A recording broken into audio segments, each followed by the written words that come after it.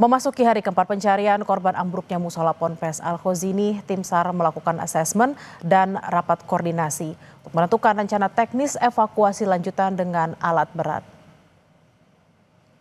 Asesmen dilakukan dengan verbal dan sound detector pada pukul 9 malam dan 10 malam. Namun hasilnya tidak ada respon dari korban. Basarnas juga masih melakukan pencarian secara manual dan visual. Tim SAR selanjutnya menggelar rapat koordinasi dengan stakeholder terkait termasuk warga dan keluarga korban. Nantinya hasil asesmen untuk menentukan langkah evakuasi lanjutan. Ini tentunya kita tetap melaksanakan pencarian atau usaha untuk mengevakuasi. Nah, cara mengevakuasi seperti apa tentunya ada tahapan-tahapan. Nah, kemarin setelah kita mengevakuasi korban terakhir, yang awalnya kita sebelumnya mengasesmen dan ada beberapa yang memiliki tanda-tanda hidup, kemudian di situ kita evakuasi. Setelah terevakuasi semua, kemudian kita tadi malam memastikan kembali apakah masih ada tanda-tanda respon dari korban yang ada, apakah masih ada tanda-tanda kehidupan seperti itu.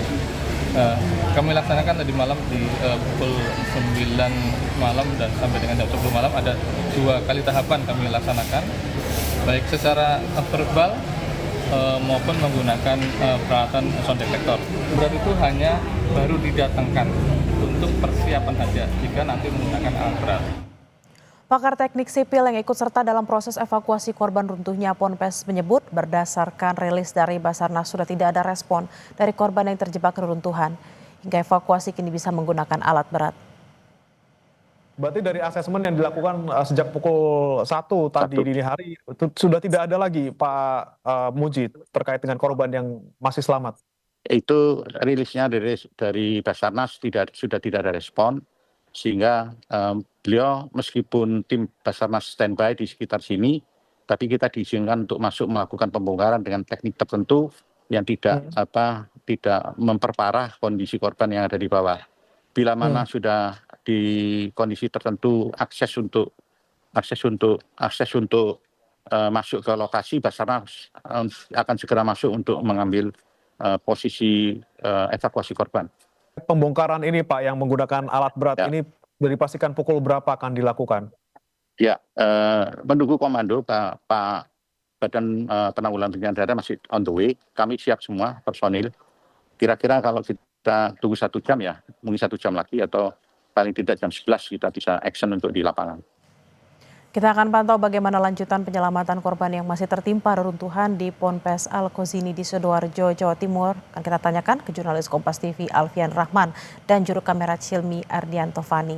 Selamat siang Alfian, berapa korban yang saat ini masih dalam pencarian tim SAR gabungan? Ya, selamat siang Bella dan juga saudara. Masih datanya sama dengan tadi pagi, bahkan hingga malam tadi ada 59 orang yang diprediksi masih berada di dalam runtuhan bangunan musola Al-Khozini. Begitu Pondok Pesantren Al-Khozini tempat saya melaporkan saat ini merupakan posko gabungan, begitu Bella dan juga saudara, di mana posko ini merupakan center atau pusat dari informasi baik juga dari dari SAR maupun dari keluarga korban. Saya akan menunjukkan pada kita melalui sorotan kamera juru kameramen saya Cilmi Ardianto Fani bagaimana keadaan siang ini terkini di dalam posko gabungan ini, di mana yang sedang disorot oleh kamera adalah bantuan yang berdatangan untuk kebutuhan bagi support logistik, baik itu untuk relawan, terus ada juga untuk keluarga korban, termasuk juga tim SAR yang sedang bertugas. Hingga saat ini sendiri pihak keluarga masih menunggu bagaimana tindak lanjut evakuasi yang akan dilakukan oleh tim SAR gabungan. Yang kami informasikan ada lebih dari 300 tim SAR gabungan yang diterjunkan untuk membantu proses evakuasi mulai dari hari sore hingga hari ini, hari 4 pelaksanaan. Dan yang sedang Anda saksikan saat ini adalah pihak dari korban kumpulkan di aula dan lobi dari pondok pesantren yang dekat dengan posko gabungan. Tujuannya ini untuk berkoordinasi dengan pihak warga maupun masyarakat sekitar pondok pesantren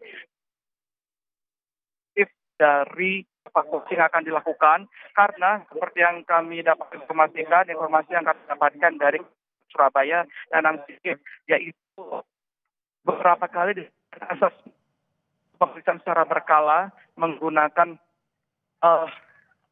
verbal ataupun sound detector begitu dari semalam hingga pagi ini sama sekali dari terduga korban yang masih tertimbun di dalam runtuhan yang ada di gedung tersebut, dan ini menjadi poin bagaimana nantinya apakah bisa dilakukan evakuasi menggunakan alat berat. Berat memang kan bila ada beberapa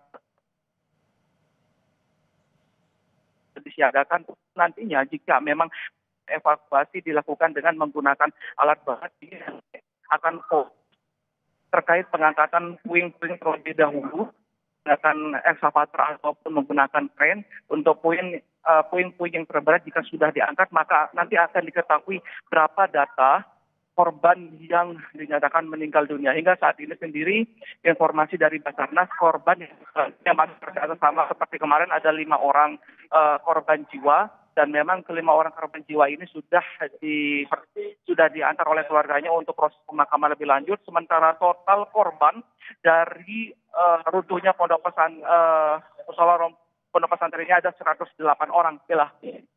Baik, kita akan terus mengupdate informasi dari sana. Terima kasih atas laporan Anda, jurnalis Kompas TV Alfian Rahman dan Cilmi Ardianto Fani dari pesantren Al Khozini Sidoarjo. Selamat bertugas kembali dan harap berhati-hati.